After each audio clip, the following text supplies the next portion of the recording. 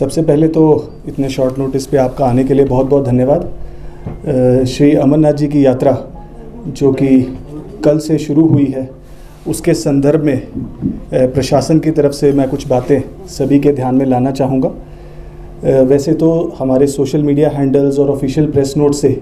ये सभी जानकारी और श्री अमरनाथ जी श्राइन बोर्ड के द्वारा भी ये जानकारी सभी श्रद्धालुओं को पहुंचाई जा रही है, पर क्लैरिटी के लिए ये ज़रूरी है कि हम सभी तक कुछ तथ्य सामने लाएं ताकि श्रद्धालु उसी हिसाब से अपनी यात्रा को प्लान करें। यात्रा जैसा कि हम सभी जानते हैं कल 3 जुलाई से सुचारू रूप से दोनों ट्रैक्स पहलगाम और बालटाल वहाँ से शुरू हुई है और कल और आज कुल मिलाकर के तकरीबन 26,000 श्रद्धालुओं ने बाबा बर्फानी के दर्शन किए हैं और सुचारू रूप से जो है यात्रा दोनों ट्रैक से चल रही है। बोर्ड के द्वारा और प्रशासन के द्वारा पुख्ता इंतजामात यात्रियों के कन्वीनियंस के लिए किए गए हैं, चाहे वो रुकने की व्यवस्था हो, हेल्थ केयर फैसिलिटीज़ हों, रास्ते पे रेस्ट शेल्टर्स हों, पानी की व्यवस्था हो, फिल्टर्ड वाटर की व्यवस्था हो, डिज़ास्टर मैनेजमेंट की टीम्स की बात करें और पूरे ट्रैक पे जो लाइटिंग के अरेंजमेंट्स हैं ताकि यात्रियों को किसी प्रकार की इनकन्वीनियंस का सामना ना करना पड़े। हमें ये समझने की ज़रूरत है कि ऑनरेबल सुप्रीम कोर्ट ने श्री अमरनाथ जी यात्रा की एक कैरिंग कैपेसिटी, एक सीलिंग फिक्स की है, जिसके हिसाब से ही श्रद्धालुओं को यात्रा के लिए अलाउ किया जाता है और इसके लिए ऑनलाइन पंजीकरण की जो सुविधा है वो 15 अप्रैल से शुरू की गई थी और अधिकतर यात्रियों ने अपने आप को ऑनलाइन रजिस्टर कराया है, बैंकिंग चैनल्स के ज़रिए रजिस्टर कराया है और उसके बाद जो रजिस्टर्ड यात्री जम्मू कश्मीर पहुंचते हैं उनके लिए विभिन्न फैसिलिटेशन काउंटर्स पे EKYC और RFID कलेक्ट करने की सुविधा भी दी गई है, क्योंकि RFID कार्ड मैंडेटरी है इस यात्रा को करने के लिए।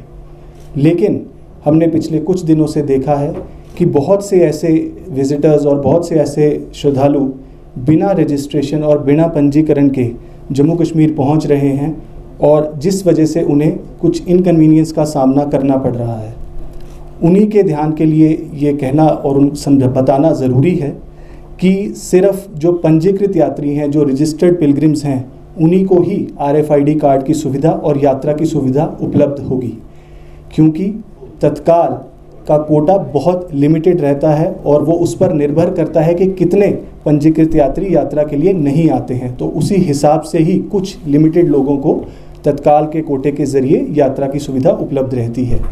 तो आज मैं आप सभी की तरफ से, आप सभी की मीडियम से ये यात्रियों को बताना चाहूँगा कि जो भी यात्री बिना पंजीकरण के कश्मीर पहुँचे हैं उन्हें कुछ दिन इंतज़ार, कुछ दिन वेट करने की ज़रूरत है, क्योंकि अभी उन्हें RFID कार्ड की सुविधा या यात्रा करने की सुविधा उपलब्ध नहीं कराई जा सकती है, क्योंकि जो पहले से रजिस्टर्ड पिलग्रिम्स हैं सिर्फ उन्हीं को यात्रा की जो सुविधा है वो उपलब्ध की जा रही है। उसके अलावा बहुत सारे ऐसे श्रद्धालु हैं जिनकी जो रजिस्ट्रेशन डेट है वो आगे के कुछ दिनों की है, आज के या आने वाले 2-3 दिनों की नहीं है। मान लीजिए किसी ने 15, 20 या 25 जुलाई का किसी की रजिस्ट्रेशन डेट है, तो वो भी एडवांस में यहाँ पर पहुँच चुके हैं और उम्मीद कर रहे हैं कि हमें जल्द से जल्द यात्रा कराई जाए। उनके लिए भी हमारा यही संदेश रहेगा कि यात्री केवल अपनी रजिस्टर्ड डेट पर ही यात्रा करें, ये हमारा सभी से अनुरोध है, ताकि किसी प्रकार की किसी को इनकन्वीनियंस ना हो। और उसके अलावा जो फ्यूचर में, भविष्य में भी यात्री यात्रा करना चाहते हैं वो पहले अपना ऑनलाइन पंजीकरण ज़रूर करवाएं और उसके बाद ही वो RFID कार्ड हासिल कर सकेंगे और आगे यात्रा कर सकेंगे। इसके अलावा जितने भी लोग पहुंच रहे हैं और